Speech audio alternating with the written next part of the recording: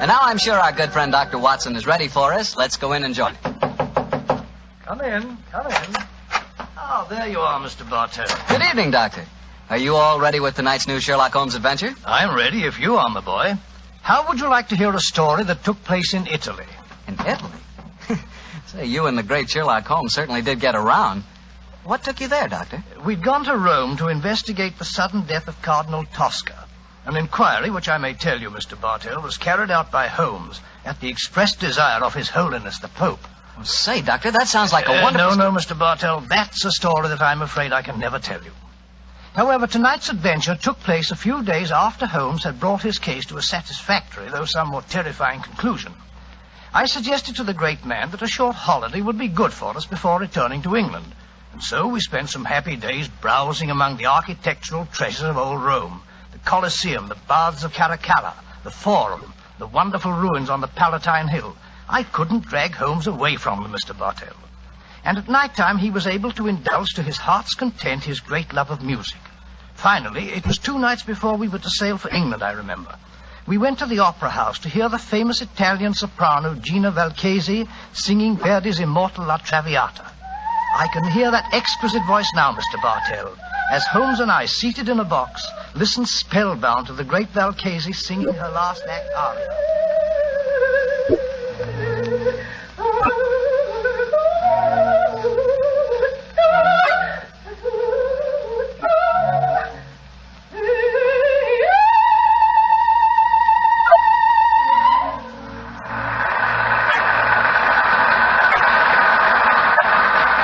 Voice, Watson. What a magnificent voice. Yes, it is, Holmes. A pity, though, that most opera stars who sing like Nightingale seem to have the figures of unusually well-fed pouter pigeons. Poor woman, she must weigh at least 20 stone. Nevertheless, you mustn't refer to her as poor, my dear chap. Despite her somewhat unfortunate proportions, Signora Gilda Valchesi remains one of the greatest and wealthiest of contemporary sopranos. Listen to the applause. Yes, undoubtedly she'll sing an encore. We might as well go back to her dressing room now. The opera's almost over. Why are we going back to her dressing room? Because during the last intermission, I received a note from her requesting my attendance. Oh, what did the note say? Well, it seems that the lady is not too popular with certain members of the opera company. Well, I've no wish to become entangled in any opera clash of temperaments. I confess I find myself not a little interested in meeting the lady. Shh. She's going to sing an encore.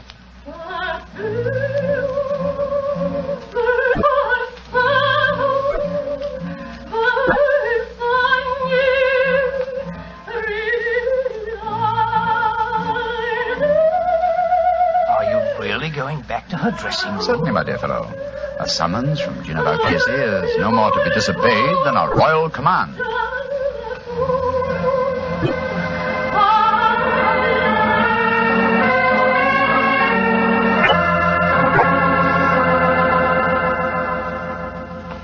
I must ask you, gentlemen, not to stand outside La Valchesi's dressing room. We permit no strangers, particularly foreigners. But the Signora has requested our presence. May I ask who you are? Permit me to introduce myself, gentlemen. I am Armando Bellini, Inspector of Police. My name is Holmes, Sherlock Holmes, and this is my friend, Dr. Watson. Sherlock Holmes? But this is a great honor. Allow me to apologize. Here in the Opera House, we have to be so careful, you understand, of intrigues. There are so many. But Senor Holmes and his friend, I am so happy to meet you both. At headquarters, I hear wonderful reports of your work in the Cardinal Tosca affair. I should prefer not to mention that unfortunate matter, Inspector, except under conditions of extreme privacy. Oh, quite so. And behind the scenes at the opera is not the most secluded place.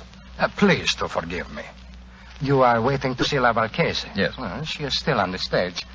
She has requested your presence, you say, Senor Holmes? Yes, I trust the meeting is to be a social and not a professional one. We're sailing for England in a couple of days. And you came to hear the great Valchesi sing before you left. Most understandable. A magnificent voice, Inspector. Yes, Doctor.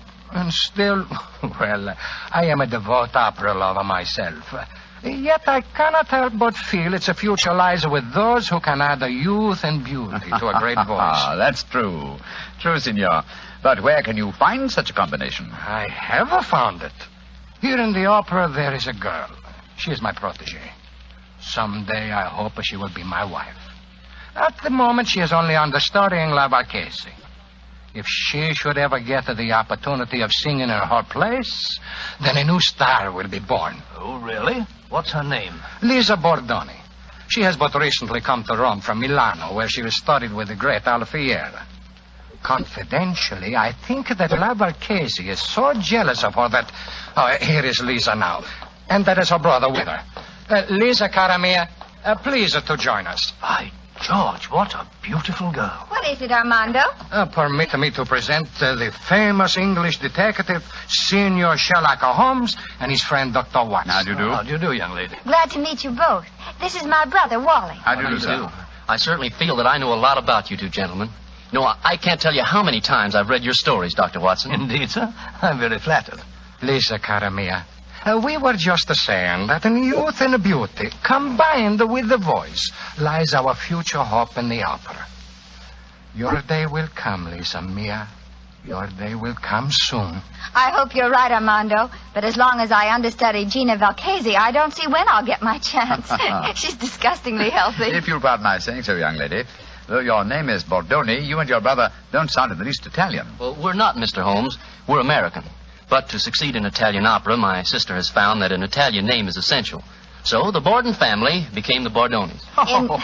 In any case, my real name is Lizzie Borden. Lizzie. I'm sure you, Mr. Holmes, as a famous detective, will see that I had to change my name. Yes, I can well understand. Who was Lizzie Borden? Well, my dear fellow, one of the greatest and most successful of murderesses, who wielded an axe with incredible dexterity. I've often regretted that I was in Tibet instead of America at the time of that particular case. Senor Holmes, I do not understand you Anglo-Saxons. To me, a murderess is a murderess. Now, when you speak of a greatness in women, I feel... Oh, but here comes Gina Valchese now. I will introduce you. How many times must I tell you allow no one to stand outside my dressing room? Send them away. La Marchese is tired. But you wish to see Senor Sherlock Holmes, the famous detective. He has come here in answer to your request. Please, permit me to present him, and also his friend, Dr. Watson. How do you do, Senor? I'm greatly honored to meet you, Senora Valchese.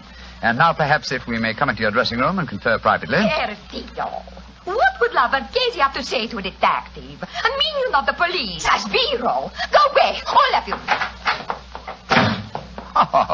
Well, what do you think of that? She slammed the door in my face.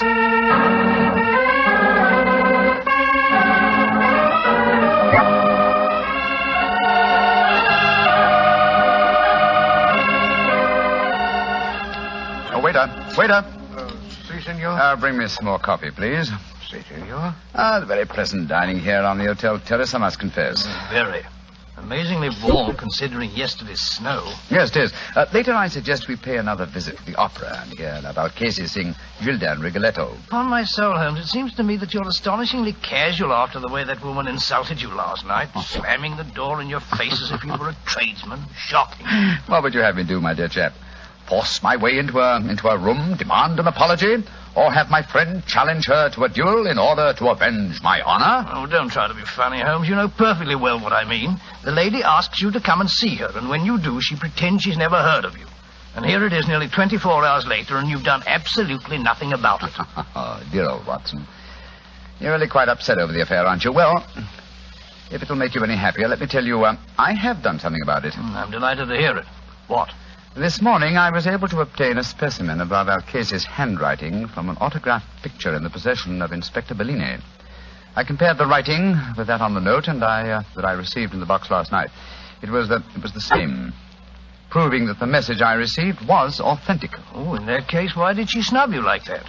Well, something was to frighten her, I suppose. Something or someone who was standing at the dressing room door with us. Well, who was there? Inspector Bellini, Lisa Bordoni, and her brother. Precisely, my dear fellow. Therefore, we may assume that La Valchese had no wish to recognize me in their presence. But if you think that, Holmes, why haven't you been in touch with her today?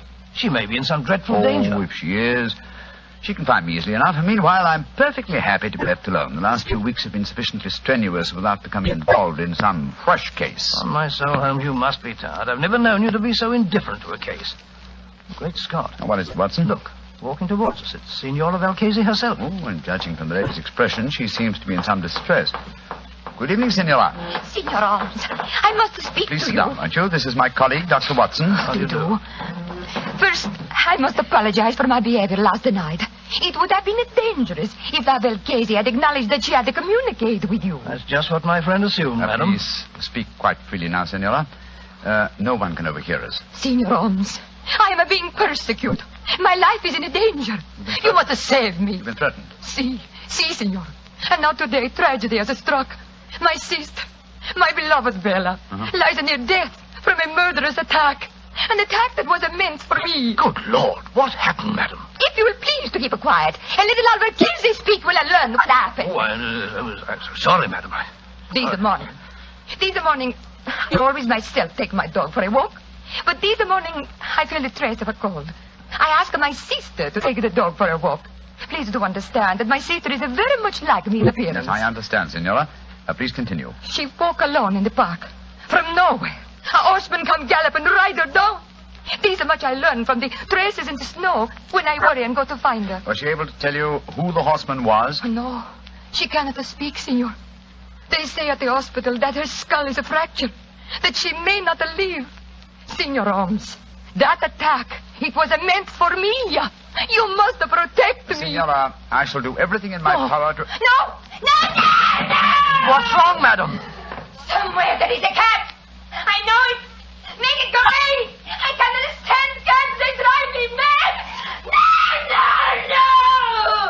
Oh, make it go away, please. I cannot sense them without even seeing them. Shoot, run away, shoot. No.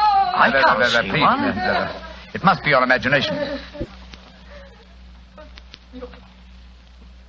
Senora, I am sorry to make such a scene, but I cannot bear to be near a cat.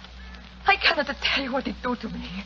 It may sound foolish weakness. No, not at all, Senora. Such a condition is quite common. In fact, I believe medical science has given it a name. It's known as ailurophobia. Oh, whatever it is called. It make me ill. I must go to my room. I cannot stand much more. My poor sister. I imagine with your sister at death's door, Senora, you will not sing tonight. Senor Holmes, I love her very much. But even a sister is only a sister. My art is my life. In an hour, senor, I sing Gilda in a Rigoletto. You will attend the performance. And afterward, you will tell La Valchese how she may trap this devil who seek to destroy her.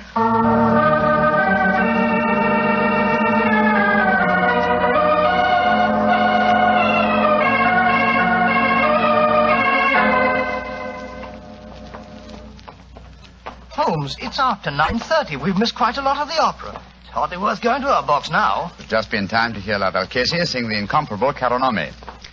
Come on, old fella. Let's slip in as quietly as we can. Seems to me we should have been in our box from the beginning of the performance. She asked you to keep an eye on her, you know. That's true, old chap. But it occurred to me that an attack on her during the performance was unlikely, and that our time might be more profitably spent making inquiries at the riding academies. You drew a blank. We found no trace of that mysterious rider. No, but at least we tried. Here we are. Let's stand at the back of the theater for a few minutes.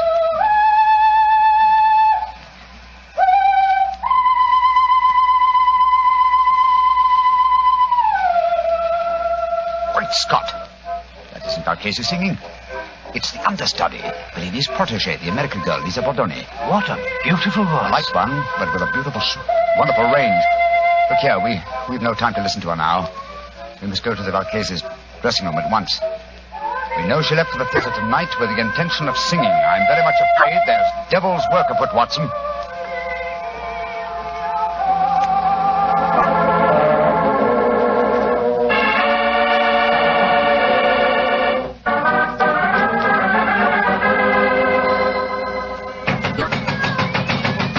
Why on earth doesn't she answer? Shh. Listen. There are cats inside our dressing room. Come on, Watson. Locked. Put your shoulder to it. Come on, help me. Watson, come on. Once more. Come on, again. Now, Watson, here. Great Scott, she's unconscious, Watson. See what you can do for her.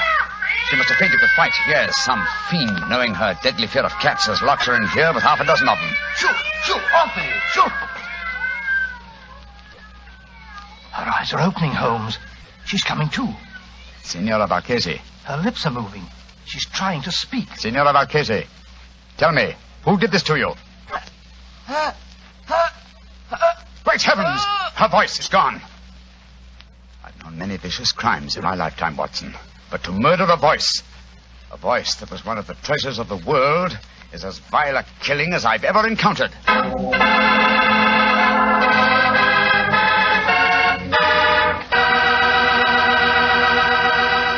Dr. Watson will tell you the rest of his story in just a few seconds. And right now would be a wonderful time to try a glass of Petri California port. In the evening after dinner, well, any time you're taking things easy, is the perfect time for Petri port. Petri port is a rich red wine, the kind of wine you like to sip slowly, so you won't miss a drop of its truly fine flavor. I'm not kidding when I say you owe it to yourself and your family to try Petri port. In fact, you should try Petri port and Petri muscatel. So don't buy one, buy two. Buy both port and muscatel. Just be sure you get Petri, because Petri wine is always good wine. Well, Dr. Watson, so the great opera singer lost her voice when someone locked her in a room full of cats, huh? What did you and Sherlock Holmes do? We took Signor Valchese back to her hotel at once and saw that she was properly taken care of. How did the understudy, Lisa Bordoni, make out, Doctor? Well, the tragedy that overtook La Valchese gave her great chance. She received a tremendous ovation at the close of the performance, and it seemed certain that another star had been born. But let me tell you the story just as it happened, Mr. Bartell. A little later that night, Holmes and I were once again standing on the balcony of our hotel, watching a crowd of people that had assembled in the courtyard. You see that crowd, Watson? Yes, I suppose they've come here to acclaim the new star. No, my dear fellow. That crowd isn't planning a celebration. Look at them and listen to their angry murmuring. I'm afraid there's going to be trouble. I don't like the look of it. Hello. Here comes Lisa Bordoni's brother, Wally. What's wrong, sir? Mr. Holmes. Mr. Holmes, you've got to do something. What's happened? Well, somehow the story about the cats in La Valchese's dressing room has spread. The crowd outside are saying that my sister, Lisa, planned the whole thing so that she could sing Valchese's part in the opera tonight. Where's your sister now? In a room at the hotel here. I managed to get her away from the crowd, and I locked her in. But that mob, I'm frightened for her. Here comes the official representative of law and order, Inspector Bellini. Wally, where is Lisa? I was just telling Mr. Holmes that I'd locked her in a room. Now, that crowd's in a dangerous mood, Bellini. What precautions are you taking? I have thrown a cordon of police around the hotel. The mob is getting out of our hand, and Lisa must be protected. As a matter of fact, the situation is even worse than the crowd knows. I have just been told that La Valchese's twin sister Bella died in the hospital tonight. That adds a murder charge.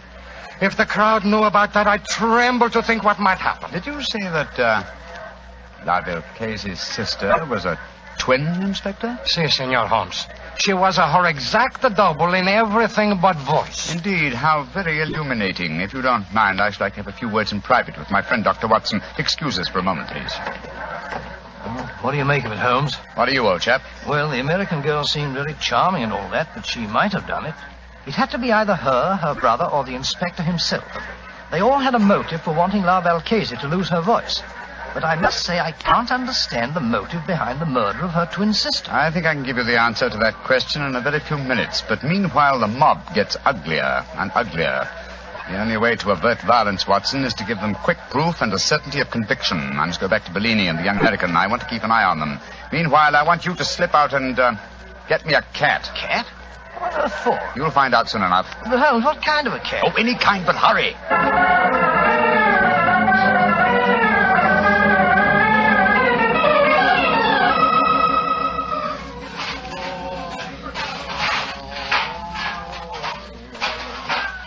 Kitty, come on, Kitty. There's a good kitty. Here. What you do in the hotel kitchen, senor? Oh, you want to play with my cat? Oh, is he your cat? Charming little fellow. I'd like to borrow him for a little while. Why you want to borrow my cat? Oh, I thought I'd take him up to my hotel room and have a little game with him. I've got some old socks he can play with. Deal. The English, they are a crazy race. My cat does not like to play with the old socks. Look here. Here's 50 lira for you. Wait. Oh, no. I tell you, my cat does not like to play with old socks. My cat will stay here, and you can keep your money. I'll give you 100 lira. So that you may stuff my cat full of old socks? No. Give me back my cat. Oh, the place is with you. You'll get it back later. Stop him. The crazy Englishman, he's stealing my cat. Stop.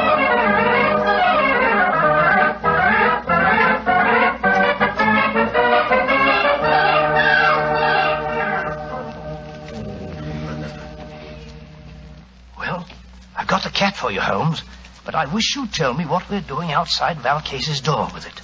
I'm going to try an experiment. You open her bedroom door softly. So. Slip the cat in. So.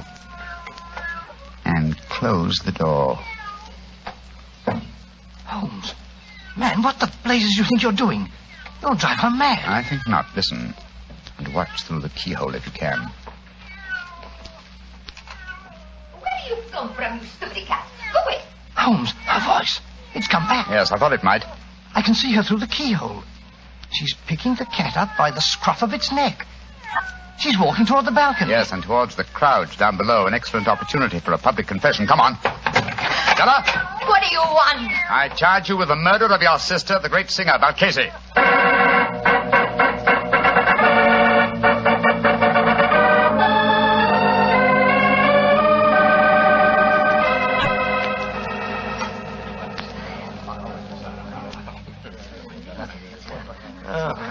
It was a magnificent, Senor Holmes. Magnificent. The way you forced her to confess on the balcony in a full sight of the mob. And so you saved Lisa.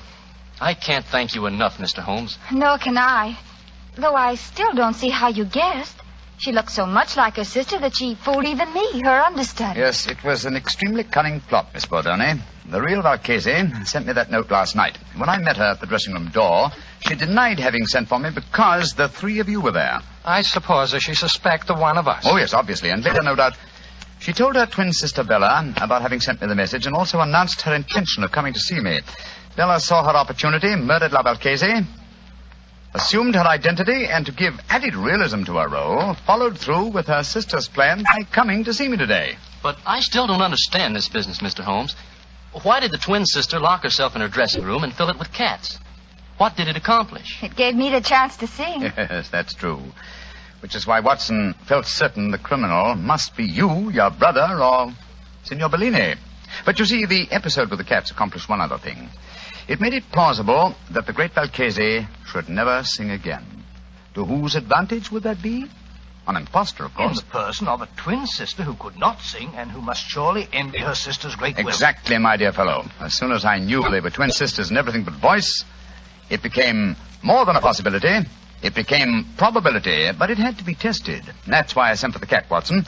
When the sister, thinking herself unobserved, exhibited no terror for cats, well, it became a certainty. Upon my soul, Holmes, this is as fantastic a plot as ever we've met. A diabolical plan, Watson. And I'm only thankful, Miss Bordone, that we were able to expose it before the crowd reached you tonight. I don't know what I can ever do to repay you, Mr. Holmes. Oh, that won't be hard, my dear. A box of Covent Garden for your London debut would be, an ample repayment.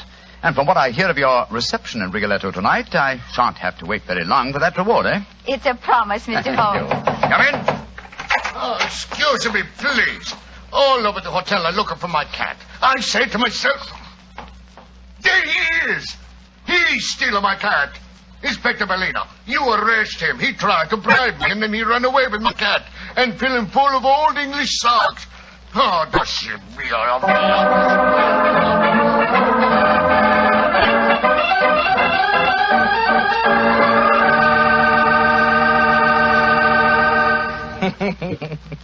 Doctor, I'd sure like to have a picture of you running away with that fellow's cat under your arm. You, a cat stealer. It's not a bit funny, Mr. Bartell. Believe me, it was most embarrassing. I know. But it was all for a good cause, and I think you were splendid about the whole thing. Incidentally, how'd you happen to look for a cat in the hotel kitchen? Oh, there's usually one round the back door of a kitchen. Haven't you ever wandered, backstage in a hotel? Fascinating. Oh, of course I have, but I've never been in a hotel kitchen. Then where were you? In the wine cellar. I should have known. Yes, Doctor, I like to look at bottles of Petri wine because when I see a Petri wine, I know I'm looking at a good wine. And Petri wine is good because of the Petri family. The Petri family first started making fine wine before the beginning of this century, generations ago. Since then, winemaking has been their heritage, handed on down from father to son. So you can take it for granted that the Petri family really knows how to turn luscious, sun-ripened grapes into clear, fragrant, delicious wine. And you can take it for granted, too, that the name Petri on a bottle of wine is more than a trademark. It's a personal assurance of the Petri family that every drop of wine in that bottle is good wine. You just can't go wrong with Petri wine because Petri took time to bring you good wine. Well, Dr. Watson, what story are you planning to tell us next week? Next week, Mr. Bartell, I'm going to tell you a strange adventure that Holmes and I had many, many years ago. It concerns a young girl, the mutilation of her doll, and the tragedy that overtook a certain wise woman from the mountains.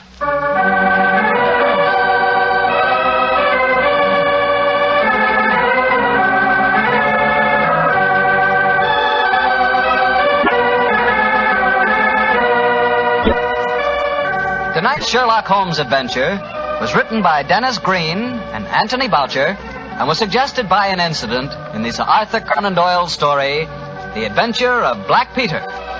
Music is by Dean Fossler. Mr. Rathbone appears through the courtesy of Metro-Goldwyn-Mayer, and tonight, Dr. Watson was played by Mr. Eric Snowden, who substituted for Mr. Nigel Bruce. Mr. Bruce is scheduled to return to the program next week.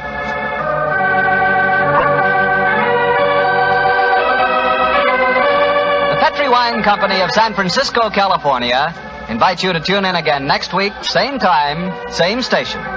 Sherlock Holmes comes to you from our Hollywood studios.